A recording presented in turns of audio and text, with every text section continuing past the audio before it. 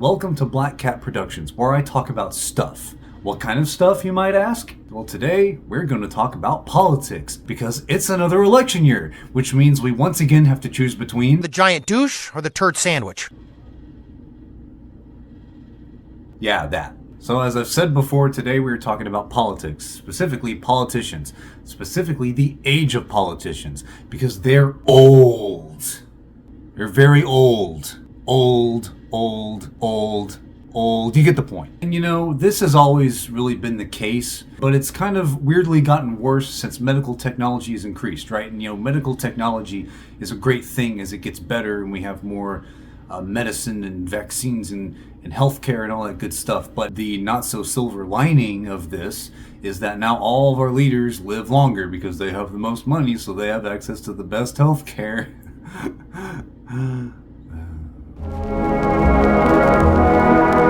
But this doesn't change the fact that as people get older, their minds tend to malfunction slightly. Just a little bit.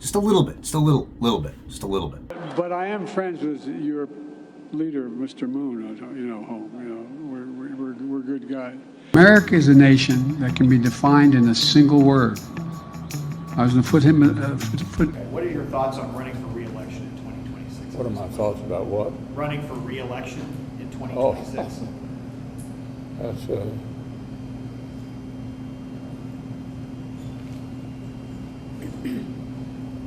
Did you hear the question, Senator? Running for re-election in 2026? I mean, with these kinds of people in charge, you'd think Congress would be just as unreliable as something rolling off the Boeing assembly line.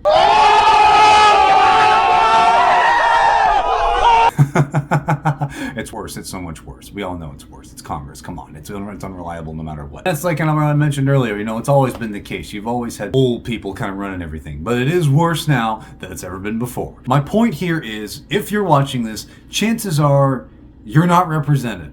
I do not feel represented. I cannot relate to any of these people, no matter what level they're on. And chances are, neither can you, unless you're old and or rich. But we could go on about wealth inequality and special interests. I think that's more of a topic for a different video. But let's take a look at the hard number. The hard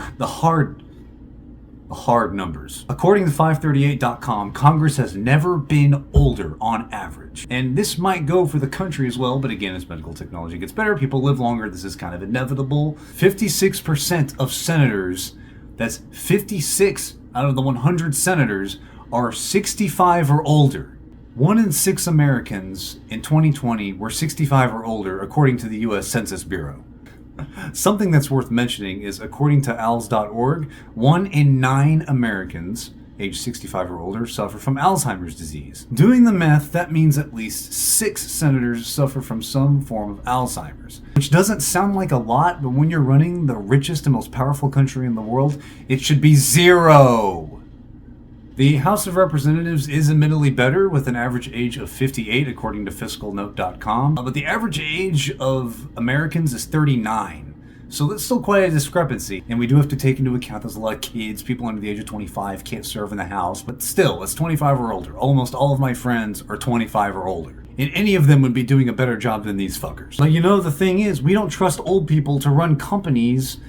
We put them in retirement homes when their mental well-being starts to deteriorate, so why do we trust them to run the most powerful country in the world? They are clearly out of touch and don't know how to handle all of the issues we face in the 21st century. According to an article on 538.com, one of them called TikTok Tic Tac, and another one said that the internet is a series of tubes. Including this one, YouTube. It's supposed to be a democracy where we're represented, you know, where we feel like there's people with our interests in positions of power, and I don't feel that way, and I don't think any of you guys feel that way either. Regardless of who wins this godforsaken election, we are again, in 2024, going to have the oldest president ever elected. Who was the previous record holder? The current president. Who was the previous record holder before him? The president before him. Unless you count the 1984 election where Ronald Reagan was reelected, in which case he was 73, so a little older than Trump was when he was first elected in 2016, but you get the... We live in a country where it's the old, white, rich, male, Christian elite. And while it's good to have opinions on all sides, it's just unfair, and it's not representative of the population. There's no way we can see the change that we need with these people predominantly running things. Heck, it was a breath of fresh air just to see Jon Ossoff from Georgia in there. Not because he's a Democrat or anything, but because he's young. I mean, look at him. He looks kind of fresh. Mitch McConnell does not look fresh. Granted, the younger generations aren't perfect. Yeah, but the only way we can move forward is if we have younger minds on both sides. Of course, things are moving in the right direction, albeit slowly, and we are seeing a turnover, and we have seen some younger politicians get in, as I said earlier, but again in 2024, our two candidates for president are two old, white, straight, supposedly Christian men who are older than television itself.